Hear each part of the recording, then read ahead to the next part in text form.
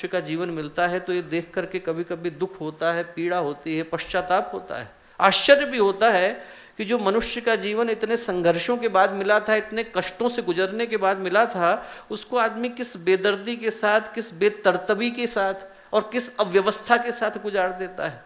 और गंवाते समय में भूल जाता है कि यदि अब के चूके तो ये चाक फिर से घूमेगा, फिर से वो लाखों योनियों की यात्रा शुरू होगी, फिर से कीट पतंगा, मक्खी मच्छर, गाय घोड़ा कुत्ता बिल्ली बनने की यात्रा शुरू होगी। आदमी भूल जाता है कि मनुष्य का जीवन न जाने कितने वर्षों की प्रतीक्षा के बाद मिला है, न जाने फिर से कब वो घड़ी आएगी जब हम इसी तरह से साधना के इस क्रम में बैठकर अपने जीवन की संभावनाओं को तलाशने का सौभाग्य पा रहे होंगे।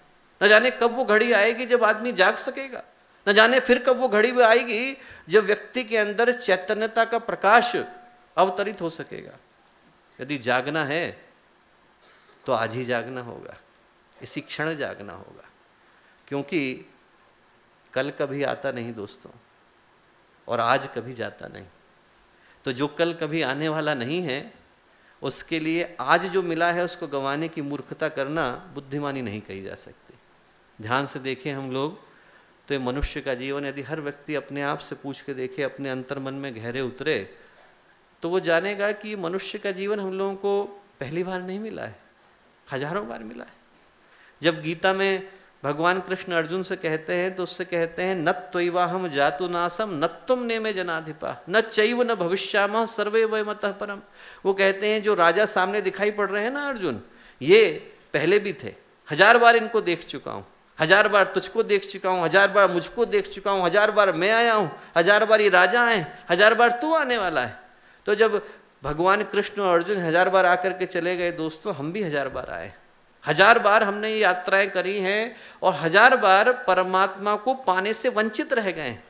यदि मिल गया होता तो आज यहाँ बैठ करके चर्चा नहीं कर रहे होते, यदि हम ईश्वर को उपलब्ध हो गए होते तो जीवन मुक्त हो गए होते। यहाँ पर बैठकर इस विषय पर चर्चा करने की आवश्यकता नहीं होती। आज जो हम लोग दे रहे हैं दोस्तों बैक पेपर का एग्जामिनेशन है, मेन एग्जाम में तो हम लोग फेल हो गए थे, तभी तो आज बैठ करके प्रयत्न कर रहे हैं कि आदमी को इस एग्जाम में पास कैसे होने की आवश्यकता है। 1000 बार, न जाने कितनी बार मनुष्य के रूप में आए हैं दोस्तों और ये अवसर गंवा करके गए। न जाने कितनी बार ऐसा हुआ होगा कि अवसर हमारे हाथ से छूट गया होगा और छूटने के बाद हम पछताए होंगे, पछताने के बाद रोए होंगे, रोने के बाद अपने आप से प्रण और संकल्प किया होगा कि यदि भगवान दोबारा से ये अवसर देगा तो गंवाएंगे नहीं। और जिस तरह से इंसान गंवा देता है दोस्तों, इस हीरे के रूप में मिले जीवन को कंकड़ की तरह उठा करके फेंक देता है, उसे देख करके दुख होता है। लोग लंबी लंबी यात्राएं कर जाते हैं तब भी बोध नहीं हो पाता।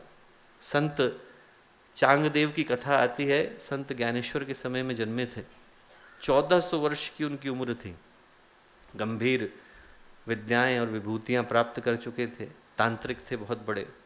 उनका नियम था कि रोज सुबह समाधि में बैठते थे और लोग मुर्दे ला करके रख देते थे, तो जब उनकी आंखें खुलती थीं तो मुर्दों को जिला देते थे और सारे मुर्दे चल करके चले जाते थे। अहंकार बढ़ गया था कि मैं इतना कर सकता हूँ।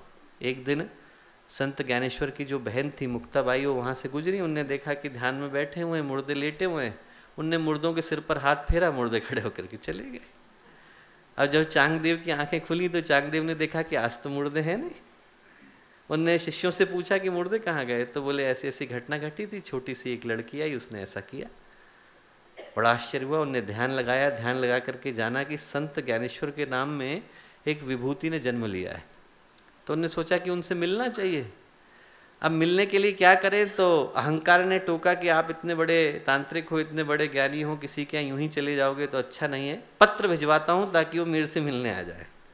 ऐसा समझ करके संत चांगदेव ने पत्र लिखने के लिए बैठे तो उन्होंने सोचा कि मैं इतना बड़ा ज्ञानी हूँ, संत ज्ञानेश्वर को आदरणीय लिखूंगा तो अच्छा नहीं लगेगा। और फिर ये सोचा कि वो भी ज्ञानी है, चिरंजीव लिखूंगा तो भी ठीक नहीं लगेगा। तो उन्होंने क्या किया कि कोरा कागज भेज दिया। कोरा कागज भेजा और जब पत्र मिला तो ज्ञानेश्वर तो मुस्कुराए। मुक्ताबाई बोली, जो पत्र लेकर के आया था उससे बोली कि 1400 साल समाधि लगाने के बाद भी चांगदेव कोरे के कोरे ही रह गए, कागज भेज दिया है। चांगदेव ने सुना तो चांगदेव के मन में कचोट लगी, बोले मिलने के लिए चलेंगे। अभी अहंकार पूरी तरह से गया नहीं था, तो शेर की सवारी ली, सांप का चाबुक बनाया। शेर की सवारी पे बैठे, सांप का चाबुक लिया कि ज्ञानेश्वर को दिखाएंगे कि मैं कौन हूँ। पीछे पीछे हजारों की भीड़ चली। ऐसा रोज कहाँ देखने को मिलता है कि कोई शेर के ऊपर सवार है और सांप का चाबुक लेके घूम रहा है। तो तमाशा देखने के लिए बहुत से लोग आ गए, हल्ला हो रहा था। संत ज्ञानेश्वर अपने घर की मुडेर पर बैठे थे परिवार के साथ। बहन ने कहा कि अरे चांगदेव आ रहे हैं। मुक्ताबाई ने कहा उनकी अगवानी के लिए हमें भी चलना चाहिए। फिर उनने मजाक किया मुक्ताबाई ने, उन्होंने कहा भैया हमारे पास तो कोई शेर है नहीं, क्या लेके चलें। ज्ञानेश्वर दीवाल के ऊपर बैठे थे, दीवाल को हाथ लगाया, बेटा तू ही चल। दीवाल उड़ करके चली तो चांगदेव को होश आया कि वो किससे मिल रहे थे। दोस्तों 1400 साल की साधना की यात्रा करने के बावजूद आदमी कोरा रह जाता है, आदमी को होश नहीं आ पाता। समय रहते होश आ जाए तो फिर साधना अपने परिणाम को प्राप्त कराती है। समय रहते होश आ जाए कि ये कंकड़ नहीं हीरा है, समय रहते होश आ जाए कि इसी जीवन में सवेरा है, तो जीवन की राहें जुदा हो जाती हैं। समय रहते जागने का उद्देश्य और समय रहते जागने की यात्रा का नाम नवरात्रि अनुष्ठान है, इसके अलावा और कुछ नहीं। ये जो 9 रातें हैं दोस्तों, ये जो 9 रातें हैं जिसको हम लोग नवरात्रियां कह करके पुकारते हैं, इनका उद्देश्य यही है कि 9 रातों में इंसान जाग जाए। मैं उस जागने की बात नहीं कर रहा जो कई लोग जगरातों के नाम से करते हैं और रात भर ढोल पीटते हैं, दूसरों की नींद भी खराब करते हैं। उस जागने की बात नहीं कर रहा। रात में जागने का काम तो चोर भी कर लेता है, रात में जागने का काम तो डाकू